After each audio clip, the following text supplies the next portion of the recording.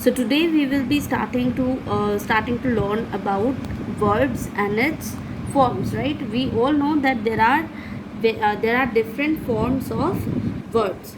Okay. So what are verbs? We already know what are verbs. Verbs are action words. Okay. Verbs are basically the action words, and in general we know that there are three types of verbs. That is, number one, it is main verb. Second, it is auxiliary verb, and third, it is modal verb. But there's a difference between types of verbs and forms of verbs. Okay. Types are basically like the classification of verbs into different categories, right? Okay. So you can very well see that verb is what? Verb is action words, that any word in the sentence that denotes an action. Okay. Verbs are widely two types. Widely they are of two types. Number one is regular and another one is irregular. Okay. So regular and irregular generally we classify into a regular verb and irregular verb based on the addition of ed and the verbs that do not change their forms. For example, regular verb for example is play, right? Play, played, playing. So like that, it's a we add regular verb are those verbs where we use ed to make it as simple past, and irregular verbs are those where they do not form any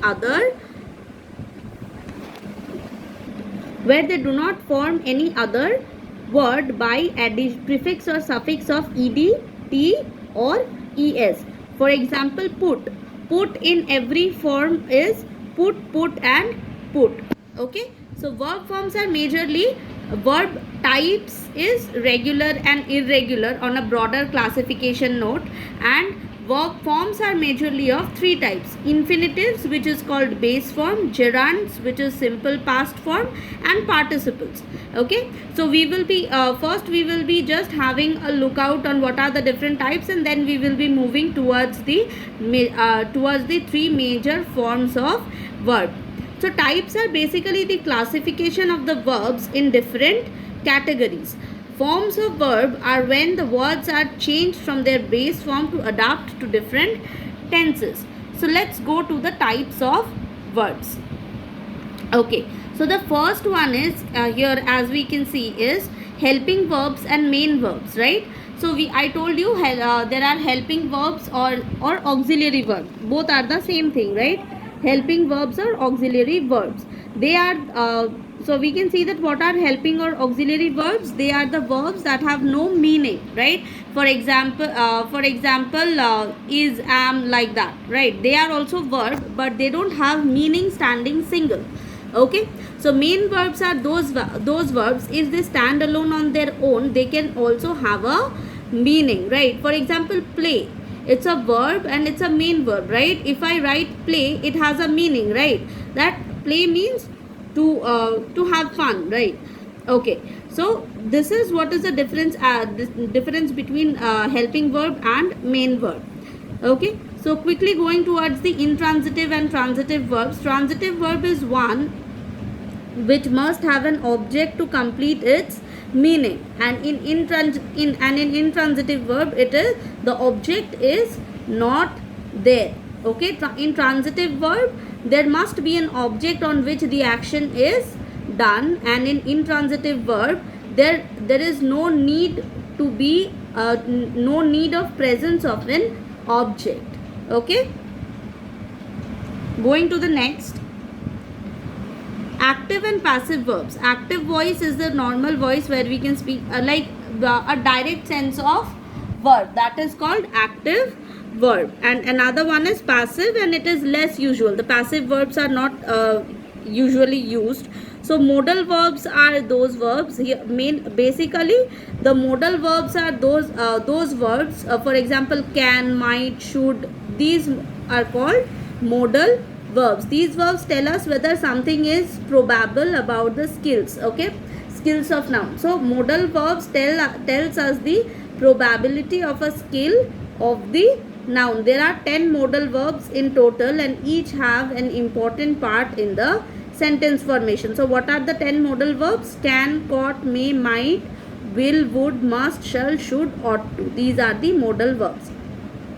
This dynamic and static verbs, these are not that much important, but still because it is there. So dynamic verbs are those verbs which shows some action, and static verbs are those verbs that tells you about the action, but it does not denote any movement, right? For example, let's take this one. These verbs denote, we will take, she buys new clothes every week. So buying is a action, right? But buying is an action, but it does not, it's something that the person does, right? And she prefers strawberry over jam, right? She preferring is a choice, but still it is a verb. Okay, quickly going to the main topic, that is 3 different forms of verb. So verb has 3 different forms that we discussed in the earlier slide, that is infinitives, gerunds and participles. Okay, infinitives, gerunds and participles. So first we will learn what is infinitives. Okay, let's focus on this. First we will learn about the infinitives. What are infinitives? An infinitive is a base form of a verb with 2. Usually it functions as a noun, although it can also function as an adjective or adverb. So infinitives are those verbs which is always used with preposition to, right? And it mostly functions as a noun, but it can sometimes be an adjective or an adverb. So we know base thing is infinitive is a base form of, in infinitive we use the base form of verb. For example, if the base form of verb is play, we will the infinitive form of the verb will be she is going to play. So to play is the infinitive. Okay, so let's come to the gerund. What is gerund? Gerund is somehow a little bit easier. That is, the gerund ends with ing and functions as a noun. Okay, so here you do not get it mixed with participles, because that is also similar. So gerund is something that where the verb ends with ing and it functions as a noun. You have to keep this in mind, that gerund is what? Verb with ing form and functions with noun. Now coming to the participle. A participle is a verb that ends in ing, present participle, or ed, d and t, n and n with past participle. So you have to keep this in mind, that in verb form participle can be of 2 types, right? Present participle and past participle. So in present participle what happens? It ends with ing, and in past participle the word ends with ed, d, t, en and n with the verb as a suffix with the verb. In participles, the words or the verbs may function as adjectives describing or modifying the noun. So what is the difference between gerunds and participles? In gerunds, the verb that ends with ing, it has to function as noun.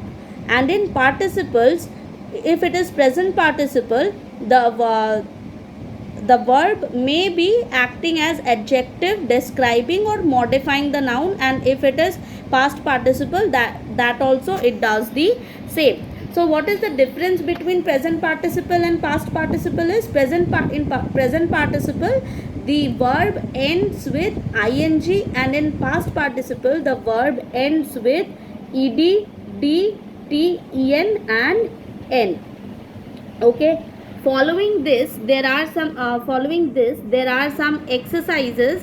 Okay, so I will show you this. I will just forward to the next slide where there are exercises of this verb, and you need to do it. Okay, so this is Okay, so there is another thing that you need to keep in mind, but participles have another function when used with helping verbs to be and have. I'll just reading out, but participles have another function when used with helping verbs such as to be and to have. They are action verbs and form several verb tenses. So when these participles are used with the used with the phrase to be and to have, they transform themselves from adjectives to action words. The conference room had been cleaned before they arrived. Okay, she is thinking of the children. So when it is used with the is and thinking, it has changed its form. Okay, after that the examples. Okay, let us go to the examples of each and everything so that it will be more clear.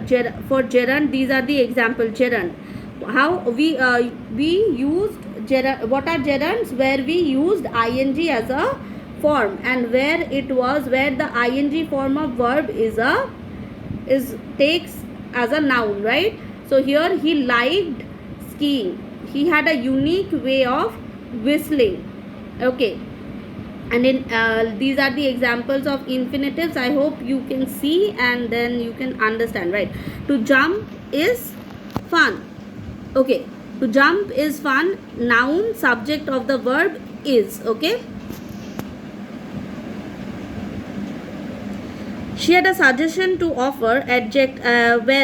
Suggestion to offer, where it is to offer, adjective modifying. So offer becomes an adjective that modifies the suggestion. Okay, and she called to warn her. So warn here becomes an adverb that is modifying the verb called. Okay, here the main verb is called. Okay, and to warn as an infinitive is modifying the verb called into an adverb. Why did she call? To warn her. Participle, we will go to the participle. And dancing parrots entertained the crowd. The wrecked sailboat washed up on the shore. So first one is present participle and the second one is simple past participle. Okay, so okay, this is the exercise 1. You need to complete these exercises as assignments. Okay,